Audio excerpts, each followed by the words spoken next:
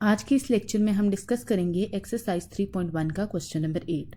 हम क्वेश्चन की तरफ चलते हैं। अगर हमारे पास कोई भी मैट्रिक्स है ए और उसकी वैल्यू है एक मैट्रिक्स जो कि है 1 to AB, हमने और ए स्क्वायर जो है वो इक्वल होगा नल मैट्रिक्स के। ठीक है, हमने फाइंड करनी है वैल्यू ए एंड बी की। हमें कंडीशन बता दी गई है कि ए स्क्वायर किसके इक्वल है, नल मैट्रिक्स के।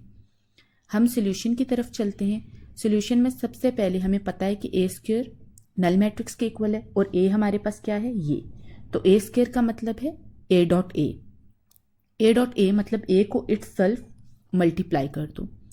हम क्या करेंगे, 1 to AB को वाले मैट्रिक्स को 1 to AB से मल्टीप्लाई कर देंगे और वो इक्वल किसके हैं, इस नल मैट्रिक्स के। अब 1 to AB को जब हम आपस में मल्टीप्लाई करेंगे फर्स्ट रो फर्स्ट कॉलम के रूल से, 1 1s are 1 and 2 A's are 2A, 1 plus 2A। Similarly first row second column 2 plus 2B आ जाएगा, second row first column A plus AB आ जाएगा, सेकेंड रो सेकेंड कॉलम तो 2A plus B square आ जाएगा, वो के इक्वल होगा नल मैट्रिक्स के। अब हमने यहाँ से A और B की वैल्यूज़ निकालनी है। हम कोई सी भी दो इक्वेशंस ले लेंगे और A और B की वैल्यू निकाल लेंगे। सबसे पहले हम क्या करेंगे कि 1 plus 2A को 0 के इक्वल पुट कर देंगे। यहाँ से A की वैल्यू हमारे पास आ जाएगी। A की वैल्यू कैसे आएगी, 2A को -1 के इक्वल ले आएंगे। इस इक्वेशन को हम सॉल्व करेंगे, 2A -1 के इक्वल आ जाएगा। यहाँ से जब हम A की वैल्यू निकालेंगे तो A की वैल्यू हमारे पास आ जाएगी -1/2। इसी तरह A की वैल्यू आ गई है, हमने दो वैल्यूज़ निकालनी थी, एक A की एक B की। A की वैल्यू आ गई है, हम अब B की वैल्यू की तरफ चलते हैं। B की वैल्यू के लिए हम दूसरी इक्वेशन ले लेंगे, 2 plus 2B equals to 0, 2B is equal to -2। इसको सॉल्व करेंगे और B की वैल्यू हमारे पास क्या आ जाएगी, -1। तो A और B दोनों की वैल्यूज हमारे पास आ गई हैं। जो चीज़ हमें चाहिए थी वो हमने सॉल्व कर ली है। आई होप ये क्वेश्चन आपको क्लियर हो चुका होगा। अब हम आते हैं एक्सरसाइज 3.1 के क्वेश्चन नंबर 9 की तरफ। क्वेश्चन नंबर 8 और 9 तकरीबन सेम ही है। अब हम देखते हैं कि 9 को कैसे सॉल्व करना है।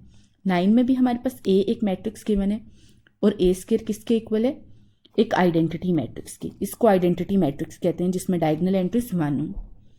हमने ए और बी की वैल्यूज फाइंड करनी है। वो फाइंड करने के लिए हमने सिंपल क्या करना है, उसी तरह ए को इटसेल्फ 2 दफ़ा मल्टीप्लाई कर देना है और इसके इक्वल पुट करना है। ए जब इटसेल्फ 2 दफ़ा मल्टीप्लाई होगा तो उसका आंसर कुछ ऐसे आएगा। First row first column 1 - A आ जाएगा। जब फर्स्ट रो को सेकंड कॉलम से करेंगे तो -1 - B आ जाएगा।